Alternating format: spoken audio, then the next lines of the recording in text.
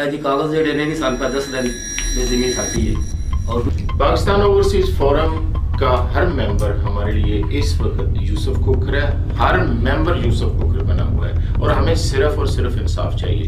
Pakistan overseas forum के हर member के लिए वो हम पर ट्रस्ट करके 1 साल में करोड़ों रुपए एससीडी को, इस डिस्ट्रिक्ट को दिया है। हमारी जान भी उनके लिए हाजिर है। उनके फेथ को बिल्कुल हम पूरी तरह उसका ख्याल रखेंगे। इंशाअल्लाह अजीज हम उनके काज के लिए लड़ेंगे। अजीब खेल तमाशा है। इंतकाल की वैल्यू कोई नहीं, बयान हल्फी को, एफिडेविट को वैल्यू दी जा रही है, उसकी बेस पे इंतकाल खत्म किया जा रहा है। इस खेल तमाशे को बंद होना चाहिए। अमल जो है उसको पूरा किया जाए, उसके बाद जो भी फैसला हो उस पे हम सब एग्री हैं। यूसुफ खोकर कौन है, ये जमीन किसकी है, इंतहाई अहम प्रोग्राम आज 1:30 पर नशर किया जाएगा, सिर्फ और सिर्फ 94 न्यूज पर। आपके मेजबान आफ्ताब बाबर हाशमी के साथ। अली खोकर ने सीट तो उठाओ, सानू इंसाफ दो, और अली खोकर सीट तो हट जाएगा तो सानू इंसाफ ही लभ जाएगा। इंसाफ वास्ते इंशाल्लाह। औज़ुबिल्लाहि मिनश्शैतानिर्रजीम, बिस्मिल्लाहिर्रहमानिर्रहीम। मैं हूँ Aftab Babar Hashmi, program watch out के साथ 94 न्यूज़ का स्टूडियो है। हमारे साथ आज कुछ मेहमान मौजूद हैं जो एक मुद्दा लेकर हाजिर हुए हैं। तो मैं बिला ताखीर अपने मेहमानों का तारुफ करवाता हूँ। जनाब अबू सुफियान तारड़ साहब, लीगल एडवाइजर ओवरसीज फोरम मंडी बहाउद्दीन। उनके साथ शेख सफदर साहब जो एडवाइजरी काउंसिल के मेंबर हैं, और उनके साथ खोकर साहब मौजूद है, जनाब यूसुफ खोकर साहब के भाई। तो सबसे पहले मैं शुरू करूंगा जनाब खोकर साहब से। सर, आपकी जमीन का क्या मामला है, आपका क्या मसला है, ये जरा तफसील से बताएं। जी, हमारी ज़मीन का बिस्मिल्लाहिर्रहमानिर्रहीम, हमारी ज़मीन का ये मामला है। 1998 में गुलाम अली मुनीर अहमद फतेह शेर से खरीदी सी। उन्होंने ਜਿਹੜਾ ਫਰਕ ਬਾਸ ਤੋਂ ਖਰੀਦੀ ਆਈ 1998 ਵਿੱਚ। 2004 ਵਿੱਚ 24/2/2004 ਵਿੱਚ ਅਸਾਂ ਉਹਨਾਂ ਕੋਲ ਖਰੀਦੀ ਹੈ। ਜਿਸ ਵਕਤ ਅਸਾਂ ਖਰੀਦੀ ਹੈ ਉਸ ਵਕਤ ਫਰਕ ਬਾਸ ਸਾਡੇ ਤੇ ਸ਼ੁਫਾ ਕੀਤਾ ਹੈ। ਉਸ ਲਿਖਿਆ ਹੈ ਸ਼ੁਫੇ ਵਿੱਚ ਕਿ ਇਹ ਜ਼ਮੀਨ मेरी आई, मैं इन्हें के बेची आई और ये जमीन मैं वापस लगनी चाहिए। अगर इन्हें बनिया को हो गए तो मैं नुकसान है। सर, मैं आपको टोकूंगा, जब आपने जमीन खरीदी जी तो आपने डायरेक्ट फरक अब्बास साहब से खरीदी? नहीं जी, गुलाम अली मुनीर अहमद फतेह शेर से खरीदी। उन्होंने फरक अब्बास से खरीदी थी। अच्छा, फरक अब्बास ने उनको बेची? फरक अब्बास ने 1998 को उनको बेची जी। उन्होंने 2004 को हमको दी। ठीक है जी, मतलब 6 साल के बाद आपने दोबारा जी 6 साल के बाद हमने खरीदी। जिस वक्त ਲਈ 2004 ਵਿੱਚ ਉਸ ਵਕਤ ਜਨਾਬ ਫਰਕ ਅਬਾਸ ਸਾਡੇ ਤੇ ਸ਼ੁਫਾ ਕੀਤਾ ਵੀ ਜ਼ਮੀਨ ਮੈਨੂੰ ਲੱਗਣੀ ਚਾਹੀਦੀ ਹੈ। ਇਹ ਜ਼ਮੀਨ ਮੇਰਾ ਹੱਕ ਬਣਦਾ ਹੈ, ਮੇਰੇ ਨਾਲ ਹੈ, ਤੇ ਇਹ ਜ਼ਮੀਨ ਨਾ ਮੇਰੇ ਦੱਸੇ ਕੁਝ ਤਗਾਂ ਵੇਚ ਛੱਡੀ ਹੈ, ਜ਼ਿਆਦਾ ਇਹ ਮੈਨੂੰ ਵਾਪਸ ਲੱਗਣੀ ਚਾਹੀਦੀ ਹੈ।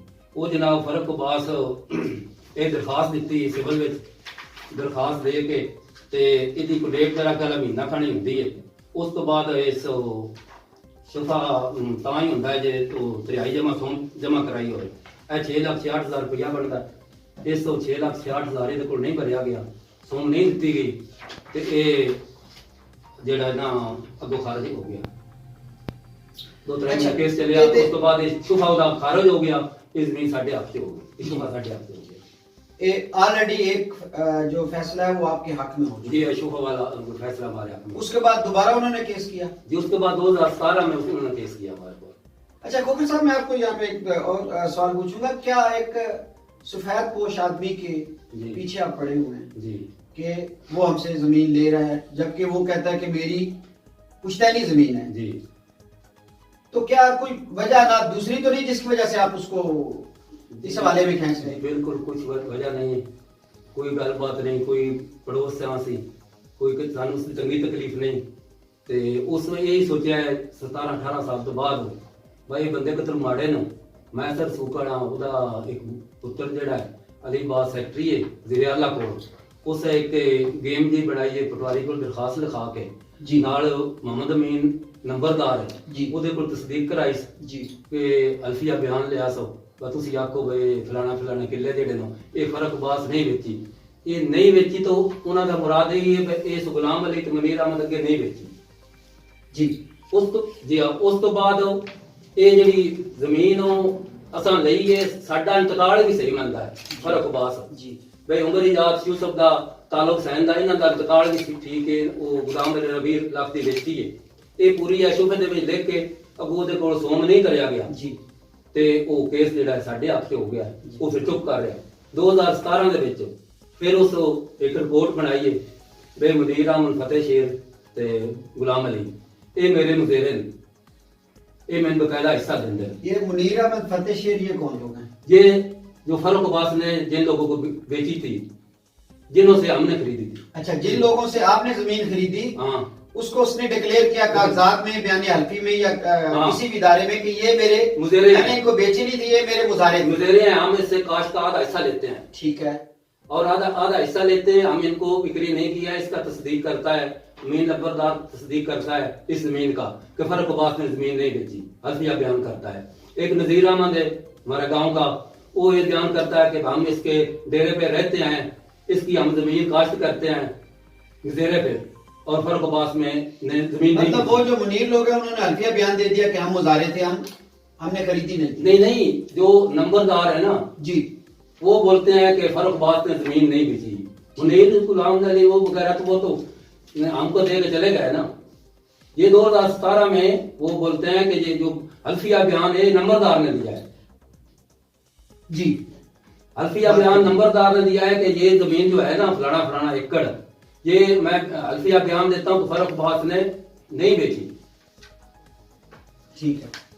अगर जो दूसरा आदमी है ना उस जमीन का कब्जा किसके पास है? हमारे पास है कब्जा आपके पास है, आप काश्त कर रहे हैं बकायदा? हम बकायदा काश्त कर रहे हैं और फरूख अब्बास ये भी लिखा है कि ये जो हमारे मुजेरे हैं गुलाम अली वगैरह 2098 से लेके आज तक को हम उससे हिस्सा ले रहे हैं और हमारा वो मुजेरे हैं और आज तक मुजेरे हैं लेकिन 2004 से हमारा कब्जा है हम जमीन काश्त कर रहे हैं अभी तक भी हम काश्त कर रहे हैं ये झूठ है।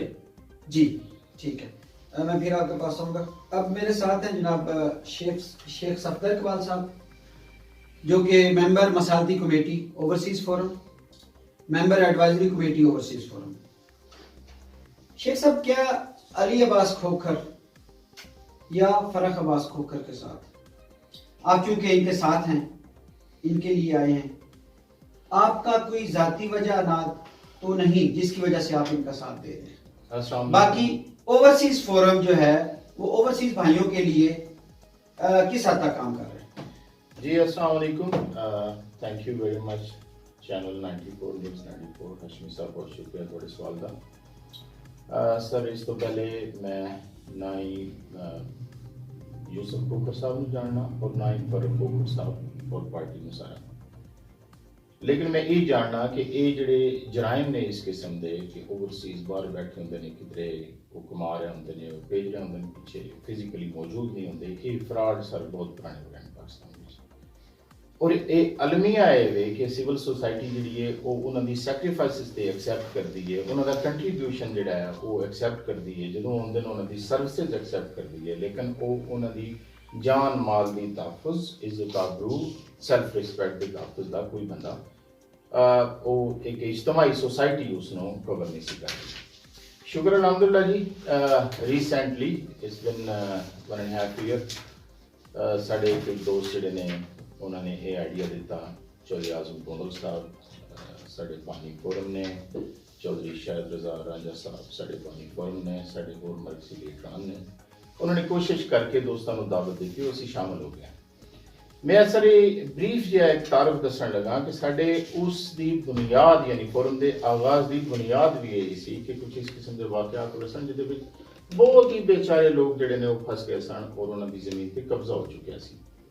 अच्छा बजाय इसदे कि तुसीं हुण तमाशा वेखो हमदर्दी सिर्फ पेश करो कि लोग आपस च जिहड़े ने वो कानून हत्थ विच लैके कतलो गारतगरी करन गन्ना लैके चलन अपने वसाइल उहदे ते लाण और फिर बाद तुसीं फिर फातिहा खानी करन जाओ अफसोस करो वाई नॉट कि असी यूनाइट हो के एक लीगल वे अडॉप्ट करिए जिसकी बुनियाद पे असी वो सिविल सोसाइटी नू और लॉ एजेंसीज नू असी इन्वॉल्व करके तो पीसफुली वो जिहड़ा एक जिस तरह सिविलाइज सोसाइटी लीगल विच हुंदा है।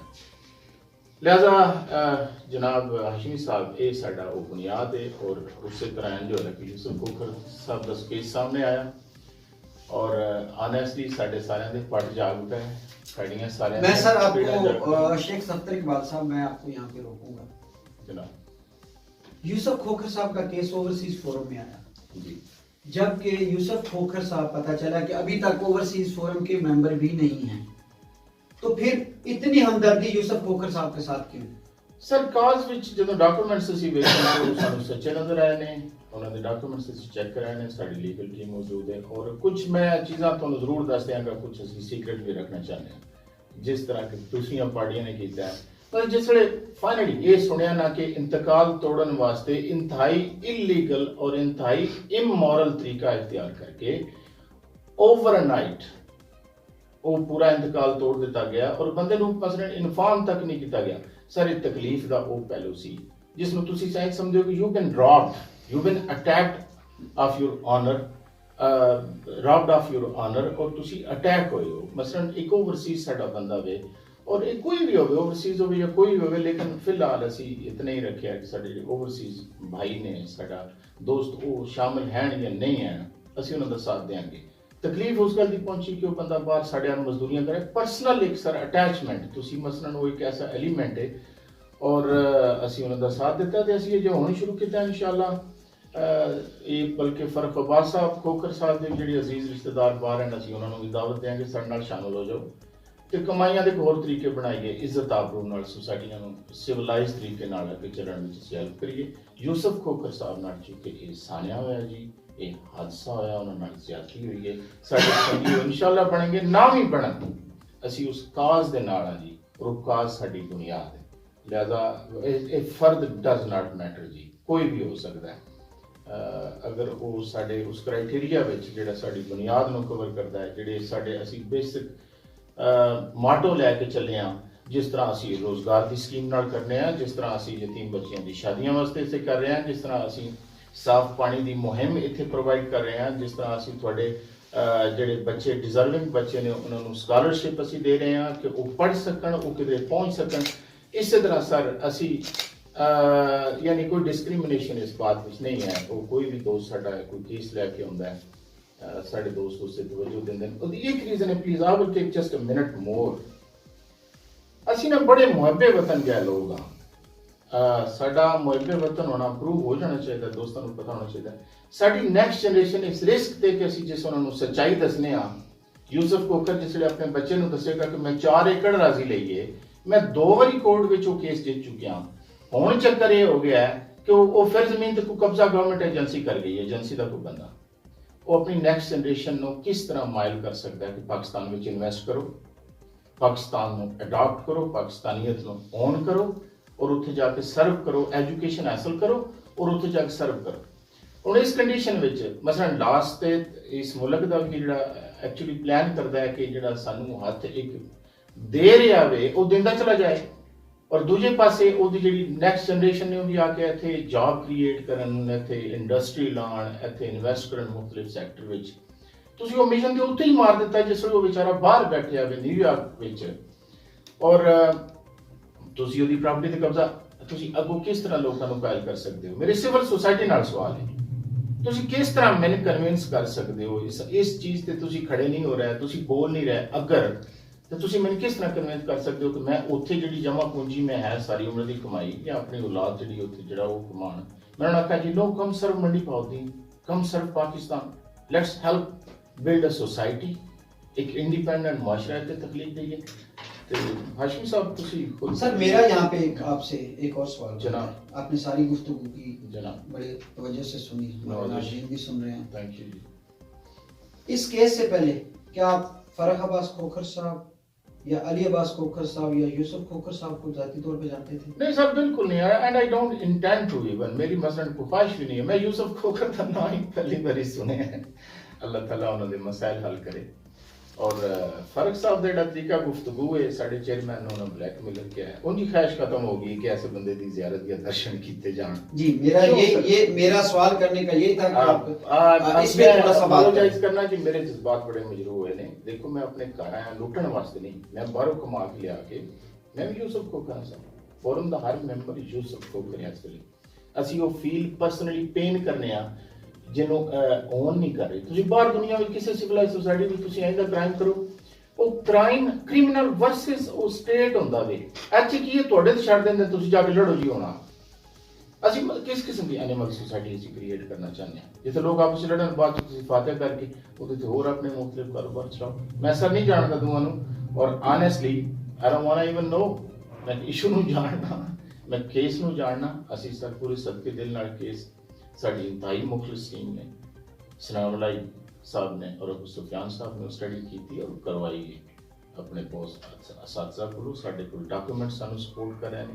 ਅਸੀਂ ਇਸ ਤੋਂ ਪਹਿਲੇ ਪੂਰੇ ਵਿਲੇਜ ਦਾ ਜਈਆ ਸਾਹਿਬ ਪਿੰਡ ਦਾ ਮਸਲਨ ਡਿਕਰੀ ਪਿੰਡ ਦਾ ਨਾਂ ਜੀ ਉੱਥੋਂ ਅਸੀਂ ਪੂਰੀ ਇਨਫੋਰਮੇਸ਼ਨ ਲਈ ਔਰ ਬਹੁਤ ਸਾਰੇ ਹੋਰ ਸਾਡੇ ਰਿਸੋਰਸਿਸ ਨੇ। ਮੈਂ ਸਰ ਉਹਨਾਂ ਨੂੰ ਨਹੀਂ ਜਾਣਦਾ ਔਰ ਜਾਣਨਾ ਚਾਹੁੰਦਾ ਨਹੀਂ। ਮੈਂ ਕੇਸ ਨੂੰ ਜਾਣਨਾ इंसाफ मिलना चाहिए कोई भी हो तुसी वो हाशिमी साहब होना अबू सुफियान साहब होना शेख साहब करोगे। Thank you. शेख साहब का मकसद ये है कि जो उनकी तरफ से एलिगेशन लगाया गया है कि ओवरसीज फोरम के चेयरमैन जो आपके चेयरमैन है जनाब शाहिद रजा राजा साहब उनको उन्होंने टारगेट किया कि आप मुझे ब्लैकमेल कर रहे हैं, जमीन मेरी है, मैं जमीन नहीं छोड़ूंगा, आपकी ब्लैकमेलिंग में नहीं आऊंगा। तो यहाँ पे ये बात वाज़ह होती जा रही है कि ना तो शाहिद रजा राजा साहब ना शेख सफदर साहब जो कि अभी तर्जमान बैठे हैं ओवरसीज फोरम के यहाँ पे, ना फरक खोखर साहब को, ना अली अब्बास खोखर साहब को, ना यूसुफ खोखर साहब को पहले जानते थे। ये जेन्युइन केस आया है जो कि एक ओवरसीज भाई का था और ओवरसीज फोरम के थ्रू ये केस पेश किया गया है। जबकि इस केस को स्टडी किया गया बकौल शेख सफदर साहब के कि इनकी लीगल टीम ने बाकायदा इसको स्टडी किया, स्टडी करने के बाद अपने साथी के आगे रखा, उन्होंने इसके केस को ओके किया। तो उसके बाद एक ओवरसीज भाई के साथ ये पूरा ओवरसीज फोरम चाहे वो शाहिद रजा राजा साहब हो चेयरमैन ओवरसीज फोरम या कि कोई अदना सा मेंबर आम मेंबर ओवरसीज फोरम का, अब सारे अपने ओवरसीज भाई के साथ खड़े हैं। अब मैं आता हूं जनाब लीगल पॉइंट्स के हवाले से हमारे साथ बैठे हैं जनाब ओवरसीज फोरम के लीगल एडवाइजर अबू सुफियान तारड़ साहब जो कि पहले भी बहुत से केस और मसाइल में काम कर चुके हैं, उनका हल करवा चुके हैं। तो ये केस उनके पास एक तगड़ा केस है, तो उनके पास चलते हैं और उनसे बात करते हैं। अस्सलाम वालेकुम सर। वालेकुम सलाम जी, बहुत शुक्रिया हाशिमी साहब। अच्छा सर, मेरा एक छोटा सा सवाल है, पहले उस पर आप बात करेंगे उसके बाद मजीद मैं चलूंगा कि ये जो केस अब जब आपने इसको स्टडी किया, स्टडी करने के बाद आपने अपने साथी से भी मशावरत की, मशावरत के बाद आपने इस केस को पुट किया, तो इस केस के हवाले से आपकी लीगल फुटिंग्स क्या हैं जिसकी बुनियाद पे आपने इस केस को ऑन किया? बहुत शुक्रिया, बड़ा अच्छा क्वेश्चन किया ये आपने। लीगल फुटिंग सबसे पहले तो ये चीज़ देखिए थी जो आप डिमांड कर रहे हैं, क्या वो डिमांड करने का आपके पास कोई राइट है, आपके पास कोई ऐसी इख्तियार है कि आप वो चीज़ जो है वो फेवर सीक करें। तो उसके लिए मैं सबसे पहले आपको जो हमारा लीगल डॉक्यूमेंट है वो दिखाना चाहूँगा।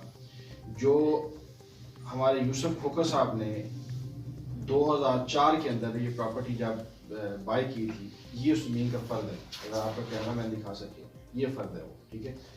और ये फ़र्द ये बताता है कि मोहम्मद यूसुफ खोखर, उमर हयात, तालब हुसैन, कौम जट खोखर, सकना जैया, इन्होंने गुलाम अली, मुनीर अहमद, फतेह शेर, पसरान अता मोहम्मद, कौम जट गोंदल से ये ज़मीन बाय की थी जो कि 32 कनाल के ऊपर मौजूद है। और ये डॉक्यूमेंट है, ये डॉक्यूमेंट मेरा अपना बनाया हुआ नहीं है जी जी। और इसमें सबसे जो मेन जो दूसरी पार्टी का मौक़िफ़ है वो ये है कि ये इन्होंने फोर्ज किया था, इन्होंने कोई फीस पे नहीं की, ये घर बैठ के सारे डॉक्यूमेंट बनाते रहे हैं।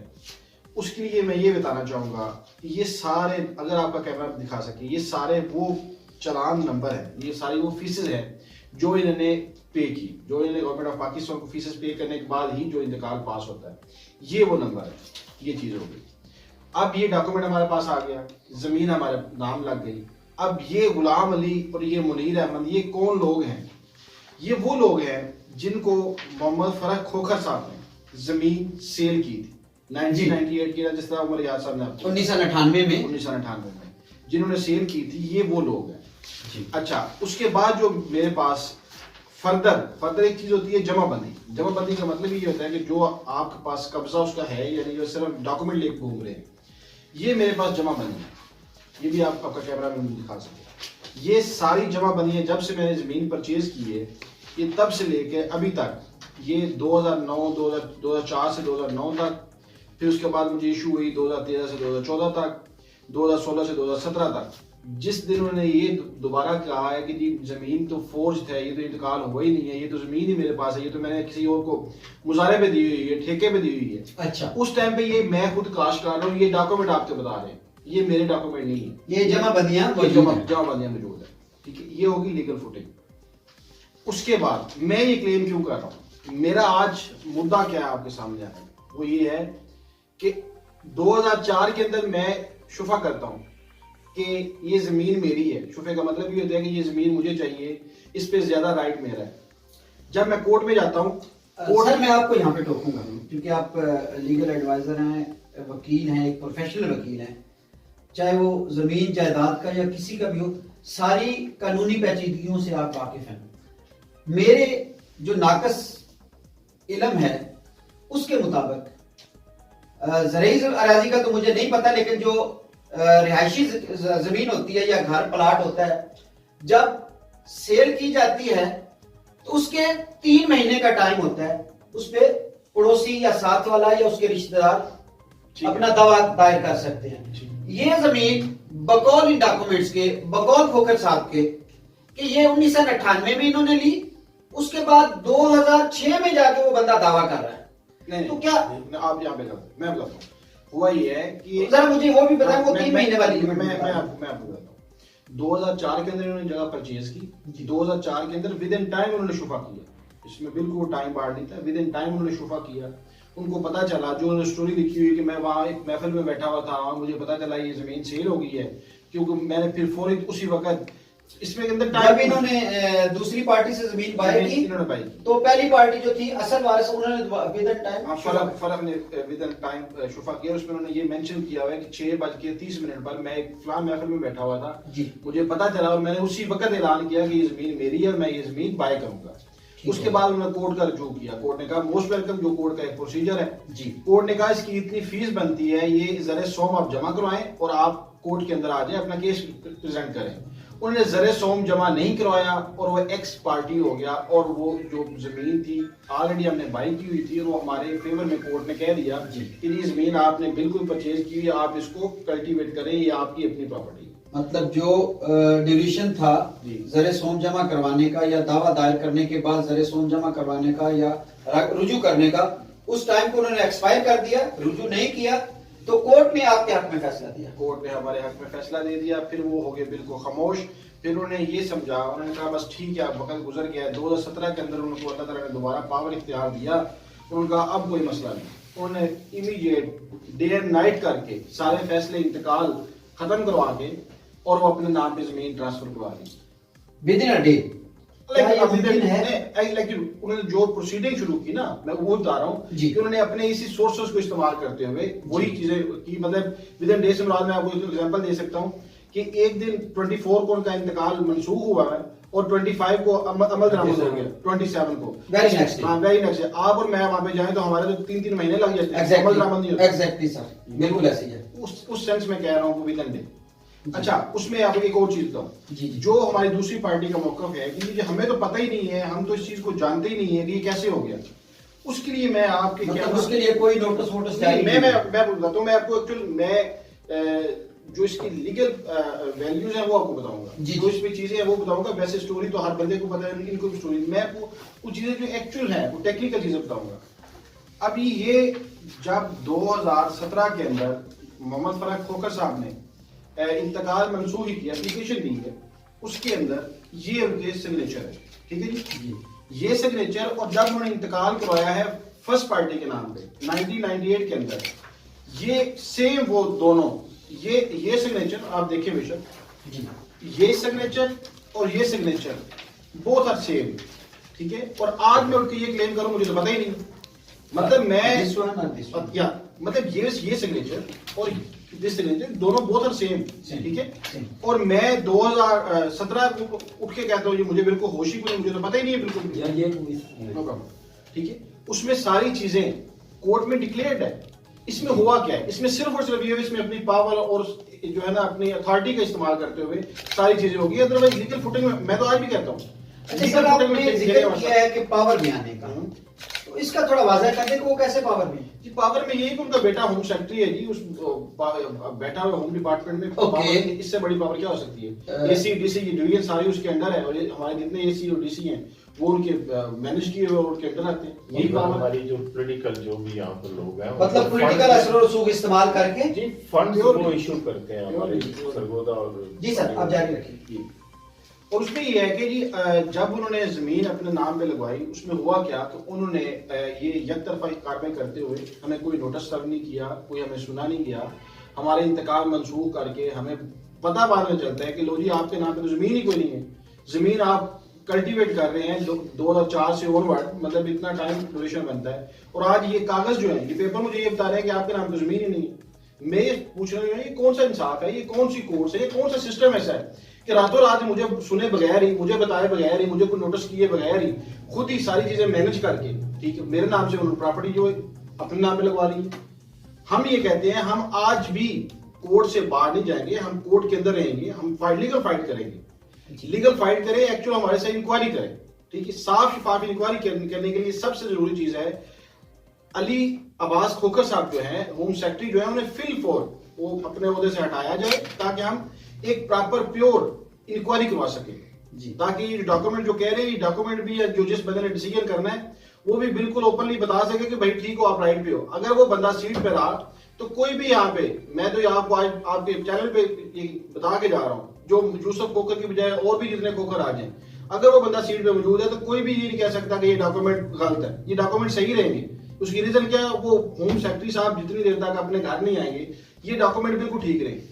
हाँ, मैं आपको ये चैलेंज करता हूँ, आप और मैं कोई भी तीसरा बंदा जाए, आपको पता चल जाएगा कि कोर्ट के अंदर प्रोसीजर क्या है, आपको पता चल जाएगा कि नोटिस किस तरह सर्व करते हैं। जी सर, आपने ये भी गुजारिश की कि होम सेक्रेटरी साहब जो है उनको घर पे जाए, उनके ओहदे से अलग किया जाए, ताकि जो तहकीक है या इंक्वायरी है वो साफ और शफाफ हो। बिल्कुल। अच्छा, ये तो है, वो लोग पावर में हैं, आपने केस पुट किया, मुझे ये बताएं कि आपके पास जो एविडेंस डॉक्यूमेंट्स क्या कुछ है, या आप इस केस में क्या कुछ देख रहे हैं, जबकि आपका मथा भी होम सेक्रेटरी डिपार्टमेंट से पड़ गया है, तो आपके पास क्या वो कानूनी जवाज मौजूद है जिसके तहत आपने इस केस को हाथ में लिया? जी मैं वही पहले आपको बता रहा हूँ कि मेरे पास कानूनी जवाब, सबसे बड़ा कानूनी जवाब ये मौजूद है कि ये जमीन इंतकाल मेरे नाम पे हुई है, और ये डॉक्यूमेंट बता रहे हैं, ये जमाबंदियां जो सारी मैंने आपको दिखाई, ये जमाबंदियां बता रही हैं कि मैं उस जगह का ओनर हूँ जी, ये जमाबंदियां बता रही हैं, और ये इंतकाल मुझे बता रहा है कि ये मैंने जमीन फलां बंदे से बाय की है, और ये प्रॉपर्टी का एक नंबर होता है, ये खेवड़ कानूनी नंबर, सारी चीजें बार बार बोल रही है कि इसका ओनर उमर याद मोहम्मद यूसुफ तालब हुसैन है।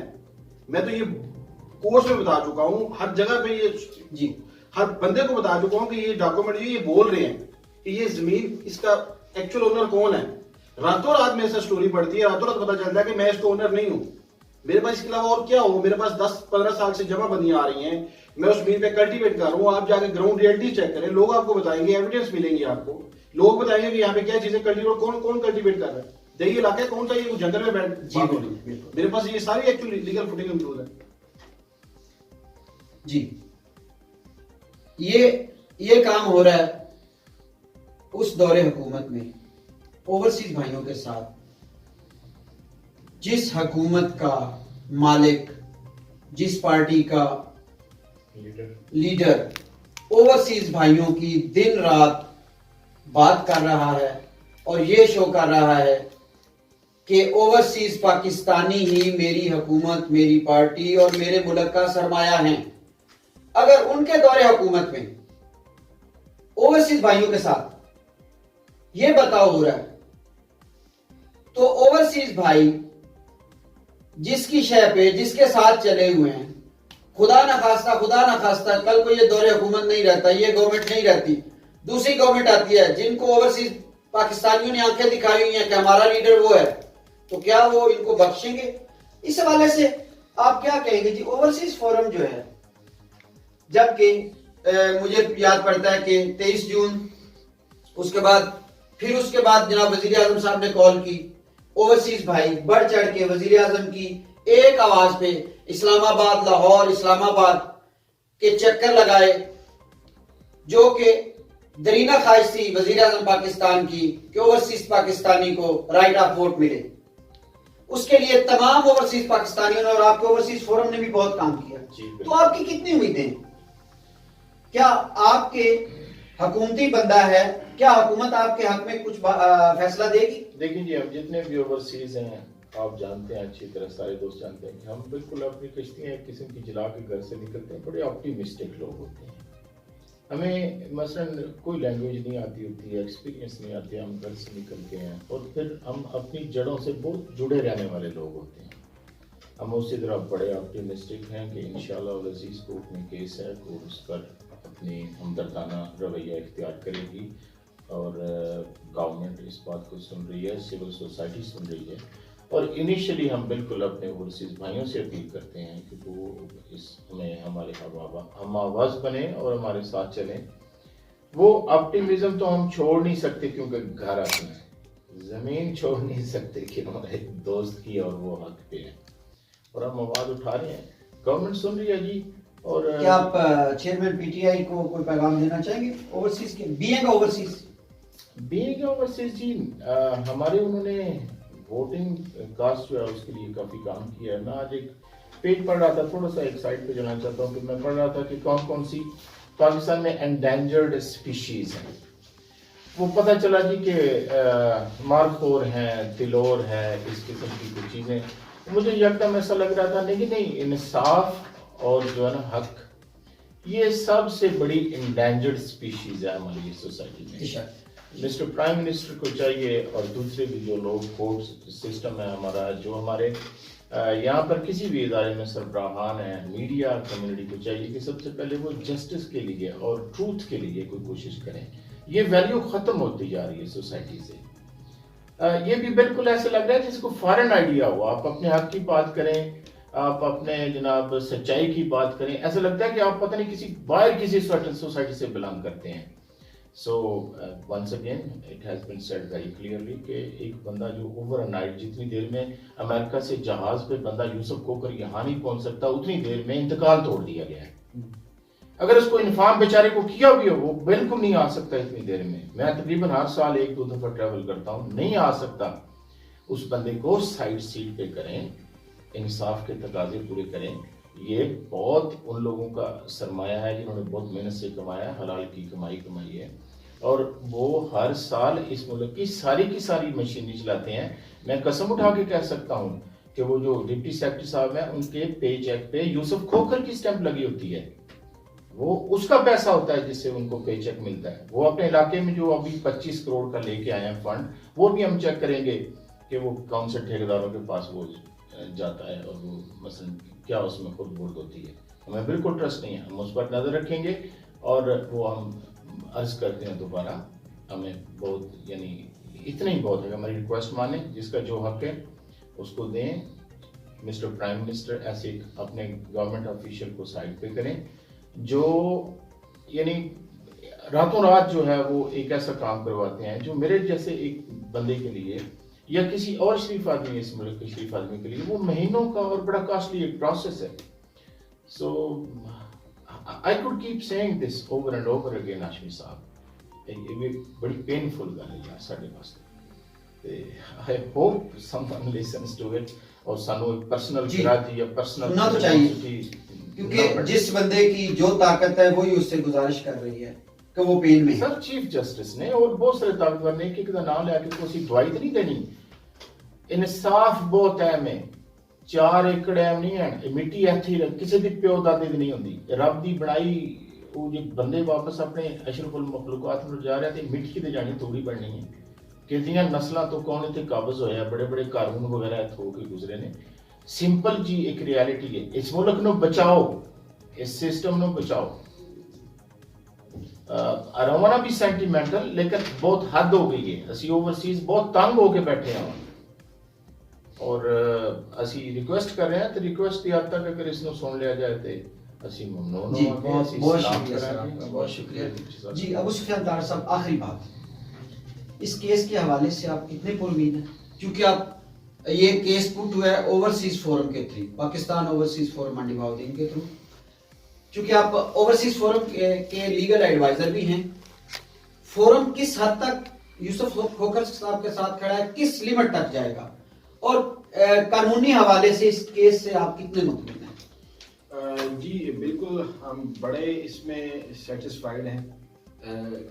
कोर्ट्स पे हम बिल्कुल ट्रस्ट रखते हैं, रेवेन्यू कोर्ट पे भी ट्रस्ट रखते हैं, लेकिन इसमें थोड़ा सा हमें जो मिसट्रस्ट है वो ये है कि जितनी देर तक तो अली अब्बास खोखर साहब मौजूद हैं जी, तब तक हमें इंसाफ की यकीनी बिल्कुल भी नहीं।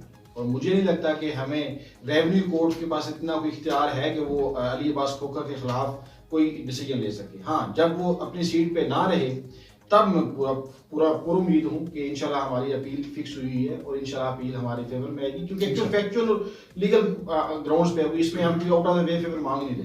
दूसरा आपने क्वेश्चन किया यूसुफ खोखर की हद तक, कि बिल्कुल इसमें तो दो टोक बात है। हमारे चेयरमैन शाहिद रज़ा राजा साहब ने बिल्कुल बड़ा वाज़ेह बयान दिया हुआ है, हम यूसुफ खोखर की आवाज़ हैं और यूसुफ खोखर की आवाज़ तब तक बंद नहीं होगी जब तक यूसुफ खोखर को इंसाफ नहीं मिलता। ये 4 एकड़ जितनी भी उसकी प्रॉपर्टी है, सिर्फ यूसुफ खोखर नहीं, मंडी वाउद्दीन का कोई भी ओवरसीज जिस दिन उसके साथ नाइंसाफी होगी, हम इंशाल्लाह उसके साथ खड़े होंगे और फ्रंट लाइन पे खेलेंगे। मतलब आपका कहने का मतलब यह है कि ओवरसीज पाकिस्तानी हो, चाहे वो फोरम का हिस्सा है या फोरम का हिस्सा नहीं, ओवरसीज साथ हो लगना उस बंदे के आपके लिए काफी है, बहुत काफी है उसके लिए जी।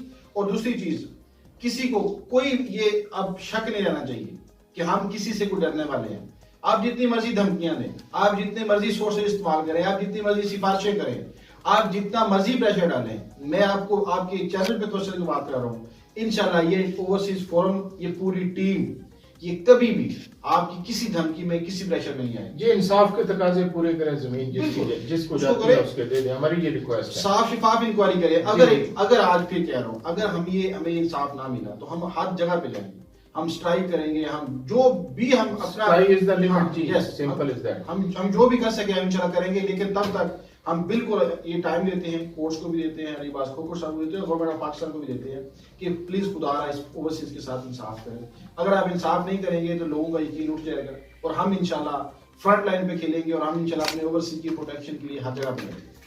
सर जी खोखर साहब, आप कुछ बात करना चाहते हैं? मैं बात ये करना चाहता हूँ कि ये शुफा है ना, ये भी हमारे हक में, और ये जो अदालत का फैसला है ना, जब इन्होंने एसी के साथ ये दरख्वास्त दी ना, वो जो अल्फी बयान है, उस टाइम हमको पता लगा तो हमने अदालत में केस किया। ये अदालत में केस किया 21/10/2017 को, और 2019 पहले महीने में उस टाइम तक इन्होंने कोई जवाब वगैरह नहीं दिया, कोई वकील पेश नहीं हुआ जी। वो अबू सुफियान सारी वन साइड स्टोरी मैंने आपको बता दी, आप इंक्वायरी कराएं, साफ शिफाफ इंक्वायरी करें, मसला हल हो जाएगा, बात खत्म जी। तो ये सब भाई ओवरसीज फोरम लीगल एडवाइजर और जिनके साथ फ्रॉड हुआ है, उन सब का यही तकाजा है कि हमें किसी के साथ कोई जाती वजह नहीं है, कानूनी तकाजे पूरे किए जाएं, साफ और शफाफ इंक्वायरी का अमल जो है उसको पूरा किया जाए, उसके बाद जो भी फैसला हो उस पे हम सब एग्री हैं। तो आज तक के लिए इतना ही। बाबर हाशमी को इजाजत दीजिए, इंशाल्लाह फिर किसी प्रोग्राम के साथ मिलेंगे। अल्लाह हाफिज।